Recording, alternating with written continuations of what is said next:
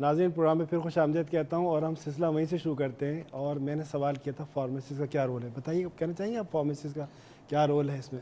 Pharmacist کا بہت اہم رول ہے اس کے اندر. فرام سلیکشن ان دوائیوں کو جو اس لسٹ کے اندر آنا چاہیے, جی ریسرچ کے اندر, پھر لسٹ کے اندر, سپلائی کے اندر, پھر اس لسٹ بنانے میں جو ایک انسٹیٹیوٹ بنا رہا ہے جس کو فارمولری کہتے ہیں اس کے اندر بھی رول ہے. اور پھر جب آپ دوائی دے دیں تو اس کے بعد اس کو مانیٹر کرنے کا بھی رول ہے. تو آپ شروع سے لے کے آخر تک جو بھی سوچ سکتے ہیں اس پورے پروسیس کے اندر, اس سب میں فارماسسٹ کا بہت ہی اہم رول ہے, بہت اہم رول ہے. اگر رول ہے تو وہ کس طریقے سے اپنی ایفیکیسی کو منا سکتا ہے فارماسسٹ اور قائل کر سکتا ہے ڈاکٹر کو کہ میں جو بات بتا رہا ہوں آپ کو, جو انڈیکیشنز دے رہا ہوں وہ صحیح ہے غلط؟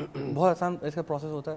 سب سے پہلی بات تو ایک تو آپ کے پاس ورلڈ وائڈ کی ریسرچ موجود ہے کہ بھائی اگر آپ اسینشیل ڈرگ بنائیں گے اس سے آرگنائزیشن کو کیا فائدہ ہو جاتا ہے. جب آپ اسینشیل ڈرگ بناتے ہیں تو اس سے آپ کی ڈرگ اسٹوریج کم ہو جاتی ہے, اس میں کم پیسے لگ رہے ہوتے ہیں, آپ اس کو افادیت بتائیں.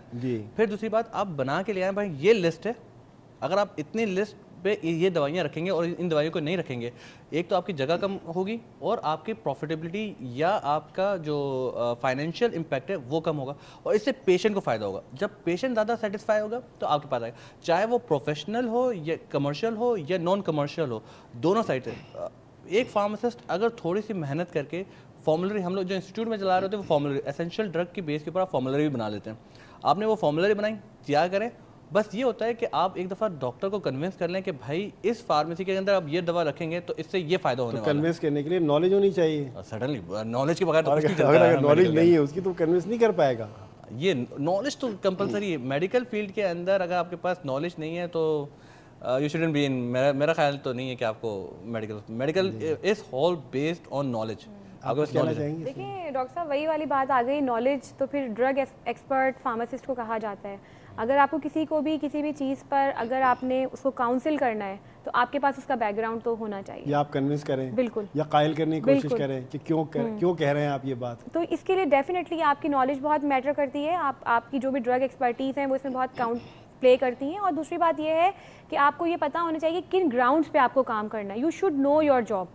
جب تک آپ کو اپنی جاب نہیں پتہ ہوگی آپ کام نہیں کر سکتے. تو جو فارماسسٹ ہیں جو کہ ہیلتھ کیئر سسٹم کے ساتھ ڈائریکٹلی لنکڈ ہیں, اگر وہ کمیونٹی فارمیسیز میں کام کر رہے ہیں, ہاسپٹل فارمیسیز میں کام کر رہے ہیں, ٹرشری کیئر میں ہوں چاہے پرائمری ہیلتھ کیئر میں ہوں, ان کو پتہ ہونا چاہیے کہ وہ لوگوں کی صحت کے ساتھ جو ہے ڈائریکٹلی ایسوسیٹیڈ ہیں, اور وہ لوگوں کو صحیح طریقے سے اویئر کریں, ڈاکٹر کو پراپر ڈرگ انفارمیشن پرووائڈ کریں, تو ڈیفینیٹلی اس میں کافی حد تک بہتری آ سکتی ہے. ایک ہوتا ہے ڈرگ انفارمیشن سینٹر, اس میں آپ کیا سمجھتی ہیں؟ کوئی ڈرگ انفارمیشن سینٹر ہر اسپتال میں نہیں ہے, ہر اسپتال میں نہیں, اور کچھ میں ہے اور بہت اچھا ہے. تو اس میں بھی فارمیسسٹ کا رول اسینشیل ڈرگس کے اندر ضروریات بعد میں ہے, کس حد تک ہے؟ بہت. ڈرگ انفارمیشن سینٹر جو ابھی جو اکثر جو جتنے بھی چل رہے ہیں ورلڈ وائڈ کی بات کرو, اس میں اکثر و بیشتر فارماسسٹ ہی کام کر رہے ہیں. ہم پاکستان کی بات کرتے ہیں. پاکستان میں تو ایک مشہور AKU کا ہے, بہت مختلف فارماسیوٹیکل انڈسٹریز نے بھی اپنے ڈرگ انفارمیشن سینٹر بنائے ہوئے ہیں. اس میں جو فارماسیوٹیکل کے اس میں فزیشین اور فارماسسٹ دونوں ہی کام کر رہے ہیں. ایٹ پریزنٹلی جو AKU کا جو ہے ڈرگ انفارمیشن سینٹر, اس میں صرف فارماسسٹ کام کر رہے ہوتے ہیں.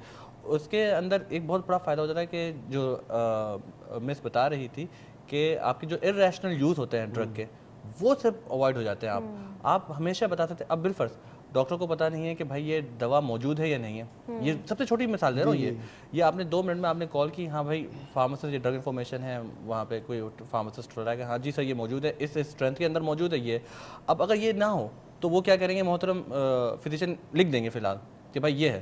اب اس میں انہوں نے لکھ دی, اب وہ موجود ہے اس علاقے میں یا نہیں ہے, وہ بیچارہ پیشنٹ بھاگ رہا ہے, ڈھونڈ رہا ہے اس کو کہ بھائی کہاں ملے گی کہاں نہیں ملے گی. تو یہاں بھی رول فارماسسٹ کا ہے کہ وہ اس کو انڈیکیٹ کرے کہ یہ دوا اس علاقے میں نہیں ہے موجود. WHO نے تو کہا ہوا ہے کہ بھائی پرائمری کیئر کے اندر سب سے مین رول فارماسسٹ, کیونکہ سب سے پہلے جو یہاں کا تو میں اتنا نہیں کہہ سکتا, مگر باہر جب بھی کوئی مسئلہ آتا ہے سب سے پہلے پیشنٹ جاتا ہی فارمیسی میں. نہیں بڑے اسپتالوں میں تو آپ دیکھیے اور فارمیسسٹ سے کنسلٹ کیا جاتا ہے, ایسی بات نہیں ہے کہ بالکل ہی بڑے اسپتالوں میں ہو رہا ہے. مگر وہ جو اس میں ایک اور بھی چیز آتی ہے ریشنل پرسکرائبنگ.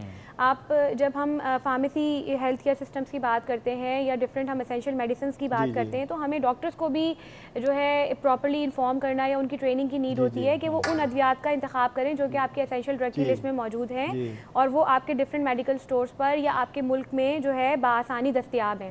بعض دفعہ ایسا ہوتا ہے کہ کچھ نئی ادویات شامل ہو جاتی ہیں, لوگوں کو اس کے بارے میں نہیں پتہ ہوتا یا وہ ہر جگہ موجود نہیں ہوتی ہیں لیکن ان کو لکھ دیا جاتا ہے اور لوگ پریشان ہو کے وہ پاگلوں کی طرح دوڑ رہے ہوتے ہیں کہ ہمیں یہ دوا نہیں مل رہی ہے.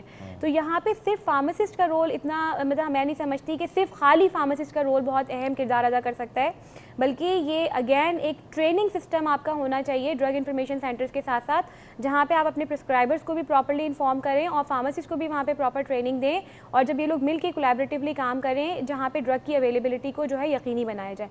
تو اگین پھر ساری بات یہی آتی ہے کہ اسینشیل ڈرگ لسٹ آپ کی بنی ہوئی ہے ملکی سطح پر, آپ کی گورنمنٹ اور جو آپ کے ڈفرینٹ سیکٹرز ہیں وہ رسپانسبل ہیں, پرسکرائبرز کو آپ نے پراپر انفارمیشن پرووائڈ کرنی ہے and some times you need to force them کہ آپ کی جو اسینشیل میڈیسن کی لسٹ ہے آپ اس میں سے دوائیاں منتخب کریں اور لوگوں کو لکھ کر دیں کیونکہ بہرحال وہ آپ کو بآسانی دستیاب ہو سکتی ہیں اور فارماسسٹ ڈیفینیٹلی یہاں پہ اپنا رول پلے کر سکتے ہیں. اب انڈسٹری اپنا ایک رول ادا کر سکتی ہے بالکل, اور مجھے یہ بتائیے اور لوگ بھی جاننا چاہیں گے کہ انڈسٹری میں جو اسینشیل ڈرگس ہیں کس حد تک بنتی ہیں یا اس کو وہ پریفر کرتے ہیں.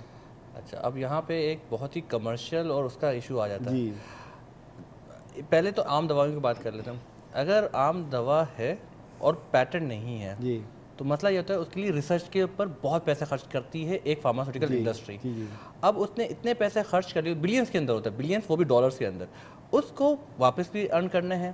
اب وہ ایسے ہی فری میں وہ دوا نہیں دے سکتی یا وہ ایسی ڈیولپنگ کنٹریز کے اندر لو کاسٹ کے اوپر نہیں دے سکتی, اس کو اسکریم تو کرنا ہے کیونکہ اس نے پیسہ انویسٹ کیا ہوا ہے. فارماسیوٹیکل انڈسٹریز یا آل آپ کی جو بھی آرگنائزیشن ہے وہ پروفٹ ارننگ ہے. All organization are profit earning.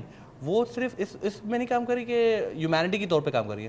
آل تو کچھ فارماسیوٹیکل انڈسٹریز یہ سوچتی ہیں اور بہت سارے کام کرتی ہیں نو پروفٹ نو لاس پر. ہاں کچھ کرتی ہیں مگر بہت نہیں. میں عامر کی بات سے تھوڑا سا یہاں پہ مزید اختلاف اس میں میرا ایک یہ ہے, دیکھیں بہت ساری ادویات ایسی ہوتی ہیں جو کہ بہت سی ایسی بیماریوں کے لیے بھی استعمال ہوتی ہیں جو کہ ملک میں جو ہے کامن نہیں ہے لیکن کچھ فیصد آبادی اس سے متاثر ہو رہی ہے. آرفن ڈرگس میں اسی پوائنٹ پہ آنا چاہ رہا تھا جو آپ مطلب جو کہہ رہے ہیں آرفن ڈرگز جو ہوتی ہیں وہ بہت کاسٹلی ڈرگز ہوتی ہیں لیکن بنتی ہیں. ہاں تو اس میں یہ ہوتا ہے کہ جو فارماسیوٹیکل انڈسٹری کا جو بھی پروفٹ شیئر ہوتا ہے ڈفرینٹ ڈونرز کے تھرو یا ڈفرینٹ این جی اوز کے تھرو وہ ورک اپ کیا جا سکتا ہے.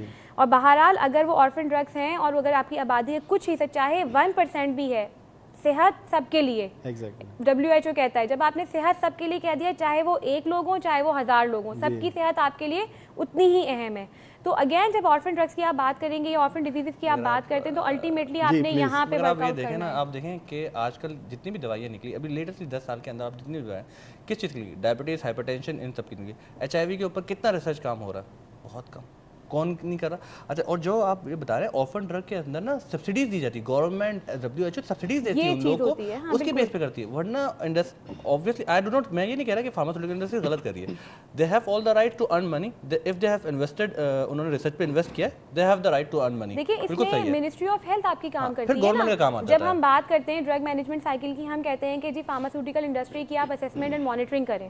اگر آپ کو پتا ہے کہ آپ کی اتنے فیصد آبادی کو اس دوا کی ضرورت ہے اور یہ انڈسٹری اس کو بنانے کی صلاحیت رکھتی ہے یا ان کی اس کی رینج میں آتی ہے, تو منسٹری آف ہیلتھ اس پہ ڈیفینیٹلی ایکسپینڈیچرز کر سکتی ہے تھرو ڈفرینٹ انویسٹمنٹ پلانس جو بھی ان کے ہوتے ہیں, اور وہ ان دوائیوں کی ڈیفینیٹلی پروڈکشن کو اور اس کی سپلائی کو یقینی بنا سکتی ہے, کنٹرول کر سکتی ہے. بالکل آپ کنٹرول کر سکتے ہیں. تو ہر چیز پاسبل ہے بشرطیکہ کہ اس پہ کام کیا آرگنائز میں کیا. ہاں بالکل وہ ہو. ذخیرہ اندوزی کہاں سمجھتے ہیں آپ کہ ہوتی ہے یا نہیں ہوتی؟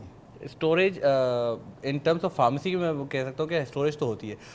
فارمیسیز جو اچھی فارمیسیز ہوتی ہے وہ 3-3 6-6 مہینے کے اسٹوریج رکھ لیتی ہے اپنے پاس کے. اگر کبھی کبھی ایسا ہوتا ہے کہ کچھ دوائیاں ڈسکنٹینیو ہو جاتی کسی نہ کسی ریزن کی وجہ سے, تو اچھی فارمیسیز ہمیشہ 6 مہینے کی 3 مہینے کی اسٹور کر کے رکھی ہوئی ہوتی ہے کہ ان کے پیشنٹ کو ملتی رہے یہ, تو یہ اچھی بات ہے. فارماسیوٹیکل انڈسٹریز کے پرسپیکٹو سے مس ہما زیادہ وہ کر پائیں گے. دیکھیے ڈاکٹر صاحب, ذخیرہ اندوزی کے ٹرم کو اگر آپ پازیٹیو اسٹوریج میں لے رہے ہیں تو دس از گڈ کہ آپ نے 6 مہینے 1 سال کا اسٹور کر لیا, کیونکہ ڈرگ کی ایکسپائری یہ کوئی چینی نمک تو ہے نہیں کہ آپ اگلے 10 سال بھی رکھیں گے تو کوئی مسئلہ نہیں آئے گا. اس کی ایک شارٹ ٹرم ایکسپائری ہوتی ہے, میکسیمم 2 ایئرس اور وہ ختم ہو جاتی ہے, میکسیمم 2 ایئرس یا میکسیمم 3 ایئرس. تو خاص طور سے انجیکشنز, بالکل کوئی بھی دوا ہے اگر اس کی جو بھی expiry short term long term, لیکن ایک پرٹیکولر اس کی مدت ہے جس میں اس کو استعمال ہو جانا ہے, نہیں تو پھر وہ قابل استعمال نہیں ہے. تو یہاں پہ یہ بات بہت امپورٹنٹ ہے کہ اگر اس کو غیر قانونی طور پہ ذخیرہ اندوزی کی جا رہی ہے تو ایک ٹائم کے بعد اس نے ناقابل استعمال ہو جانا ہے, اور اس کے بعد کافی مسئلے آ سکتے ہیں ان کو استعمال کر کے بھی یا ان کو ضائع کر کے بھی. شکریہ بہت بہت, آپ تشریف لائیں اور آپ بھی تشریف لائے, اور آپ نے بہت مفید مشوروں سے نوازا, اور یقیناً کافی حد تک سوال ہم نے آپ سے جو کیے اس کے جواب مل گئے ہیں ہم کو. جی ناظرین, آپ نے پروگرام تو دیکھا ہوگا, یقیناً پسند تو آیا ہوگا. کوشش تو ہم نے بہت کی ہے کہ زیادہ سے زیادہ سوال کریں اور ان سوالوں کریں جو چپتے ہوئے سوال آتے ہیں اور ہمارے معاشرے کو ڈسٹرب کر رہے ہیں. ہمیں اندازہ ہے آپ پروگرام غور سے دیکھ رہے ہیں, ای میل بھی بھیجتے ہیں, پھر بھی اگر پھر بھی کوئی سوال یا جواب رہ گیا ہو تو آپ ہمارے ای میل پر, فیس بک پہ آئیے, ایس ایم ایس کیجئے, میں آپ کو اس کا جواب دوں گا. فارمیسی کا جو لفظ ہے اب اجنبی نہیں رہا اور کسی تعارف کا محتاج بھی نہیں رہا.